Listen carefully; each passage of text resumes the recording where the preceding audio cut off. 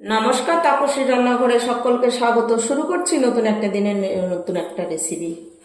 আজ আমি আপনাদের সঙ্গে কলমি শাকের একটা রেসিপি শেয়ার করব। ভিডিওটি প্রথম থেকে শেষ পর্যন্ত দেখবেন, তাহলে সব কিছু বুঝতে পারবেন। খুব সহজ একটা রেসিপি, বানানো ভীষণই সহজ। যে কোনো দিন রান্না করেনি সেও করে নিতে পারবে। তার জন্য আমি আমার পরিমাণ মতো কলমি শাক এখানে নিয়ে নিয়েছি। আপনারা আপনাদের প্রয়োজন মতো নিয়ে নেবেন। এবার কলমি শাকটা আমি একবার দেখে নিচ্ছি যে পাতাগুলো একটু হলুদ হয়ে গেছে বা পোকা খাওয়া। তবে ডাঁটাগুলো খুবই ছোট ছোট আর ভীষণ নরম, তার জন্য এই ডাঁটাটা আমি আর ফেলছি না। আপনারা চাইলে শুধু পাতা দিয়েও রেসিপিটা করতে পারেন, ডাঁটাটা ফেলে দিতে পারেন, সেটা আপনাদের পছন্দ। ডাঁটাটা একদমই নরম আছে বলে আমি আর ফেলছি না। দেখুন, ছোট শুধু ডগাটুকু আছে শাকে। এই শাকটা আমি এবার ভালো করে বেছে নেব। কলমি শাক হয়তো আপনারা অনেক রকম ভাবে খেয়েছেন, আজকে আমি যেভাবে করছি এইভাবে করলে না কলমি শাকটা খেতে বেশ ভালো লাগে। অনেকেই বলে কলমি শাক খেতে ভালো লাগে না, কিন্তু কলমি শাকের মধ্যে কিন্তু প্রচুর পরিমাণ গুণাগুণ আছে। কলমি শাক আমাদের শরীরের জন্য খুবই ভালো। আর কিভাবে রান্না করলে সব থেকে বেশি টেস্টি হবে অনেকে হয়তো সেটা জানে না। তবে আমি যেভাবে কলমি শাকটা রান্না করি, অল্প কিছু উপকরণে কলমি শাকটা খেতে কিন্তু বেশ ভালো হয়। আমার ঘরেও আমার হাজব্যান্ড খেতে চায় না, কিন্তু আমি এইভাবে কলমি শাকটা রান্না করলে ও অন্তত দুবার খাবেই শাক। আর অন্য অন্য সময় শাক খেতেই চায় না, আগে একদমই খেতে চাইতো না, বলে কলমি শাক খেতে ভালো লাগে না।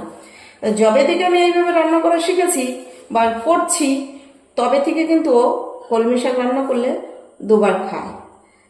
তাই আজ আমি আপনাদের সঙ্গে শেয়ার করছি। কলমি শাকটা ভালো করে বেছে নিয়ে ধুয়ে পরিষ্কার করে নেব। কলমি শাক রান্নার জন্য আমার দেখুন কি কি লাগবে। এরকম মাঝারি সাইজের একটা পেঁয়াজ, বেশ কিছুটা রসুন, আর নিয়েছি কাঁচা লঙ্কা। প্রথমে আমি পেঁয়াজটা কেটে নিচ্ছি। এরকম করে পেঁয়াজ আর রসুন দিয়ে কলমি শাক রান্না করলে বন্ধুরা সত্যি ভীষণ টেস্ট হয়। এর সঙ্গে আরও একটা উপকরণ লাগবে, সেটা রান্নার সময় দেব, দেখতে পাবেন। ভিডিওটি স্কিপ করে দেখবেন না, ভিডিওটি প্রথম থেকে শেষ পর্যন্ত দেখবেন। খুব বড় ভিডিও হয়তো হবে না, মিডিয়াম একটা ভিডিও তৈরি করার চেষ্টা করব, কারণ শাকের রেসিপি খুব বড় করলে আপনারাও দেখতে চাইবেন না। এরকম সরু সরু করে পেঁয়াজটা কিন্তু কেটে নিতে হবে। পেঁয়াজটা কেটে নিয়ে আমি একটা পাত্রে তুলে নিচ্ছি। এবার রসুনগুলো একটু থেতো করে নেব। আমি এরকম ছুরির নিচে দিয়ে চাপ দিলেই দেখুন থেতো হয়ে যায়। তার জন্য আমি আর আলাদা কিছু দিয়ে থেতো করি না, এরকম চাপ দিয়ে একটু হাতে করে ভেঙে নিলেই হয়ে যাবে। না আমি ছুরি দিয়েই এরকম দিয়ে চাপ দিই। আপনারা আপনাদের প্রয়োজন মতো কিছু দিয়ে থেতো করে নেবেন। রসুন থেতো করে নিয়েছি, লঙ্কাগুলো দেখুন দোফালা করে নিয়েছি। আর এই লঙ্কাগুলো একদমই ঝাল নেই, গোটা মানে শুধু মুখেও যদি গোটা খাওয়া হয় ঝাল লাগছে না, দেখতে অনেক বড় বড় কিন্তু ঝাল নেই। আমি ঝালটা আমার প্রয়োজন মতো দিয়েছি, আপনারা ঝাল আপনাদের প্রয়োজন মতো দিয়ে নেবেন। কলমি শাকগুলো ধুয়ে একটু জল ঝরিয়ে নিয়েছি। আর আমি কখনো শাক কিন্তু বন্ধুরা কেটে ধুই না। কেটে শাক ধুলে শাকের মধ্যে এক্সট্রা জল ঢুকে যায়, কারণ তখন তো শাকটা একদম ছোট ছোট হয়ে যায়, সেই ক্ষেত্রে কিন্তু এক্সট্রা জলটা ঢুকে যায়। আমি সব শাক বেছে আগে গোটা অবস্থায় ধুয়ে নিয়ে তারপরে কিন্তু আমি কাটি। অনেকেই আছে শাক কেটে ধোয়, সেক্ষেত্রে দেখবেন শাক রান্না করতে গেলে শাকের যে একটা সবুজ কালার সেটা থাকে না। তার কারণ শাকের মধ্যে যে জলটা ঢুকে যাচ্ছে, ওই জলটা শুকাতে গিয়ে আমার শাকটা আমাদের সিদ্ধ বেশি হয়ে যায়। আর শাক এমনই একটা সবজি বা খাবার, এইটা বেশি সিদ্ধ হয়ে গেলে কিন্তু খেতে ভালো লাগে না। শাকের সবুজ কালার রেখে রান্না করলে সেই শাকটা খেতে বেশি টেস্টি লাগে। দেখুন শাকগুলো ঠিক আমি এরকম করে কেটে নেব। এই দেখুন শাক আমি কেটে নিয়েছি।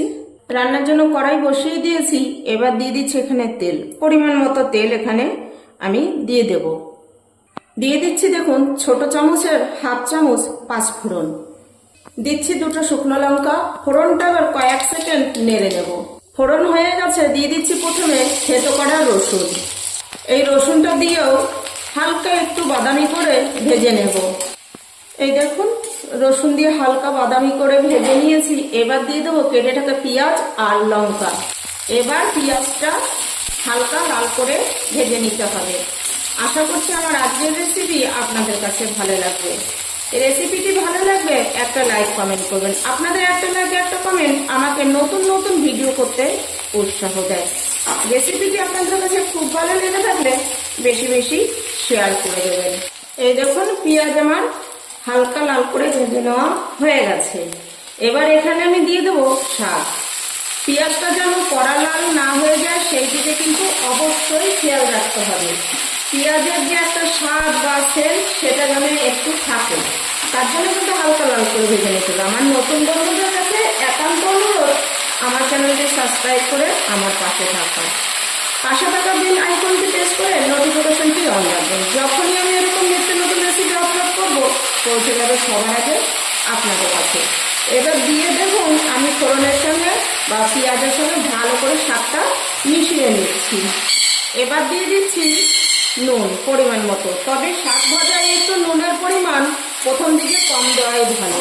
আমি শাকটা মোটামুটি 2 থেকে 3 মিনিট ভেজে নেওয়ার পরে কিন্তু নুনটা দিয়েছি।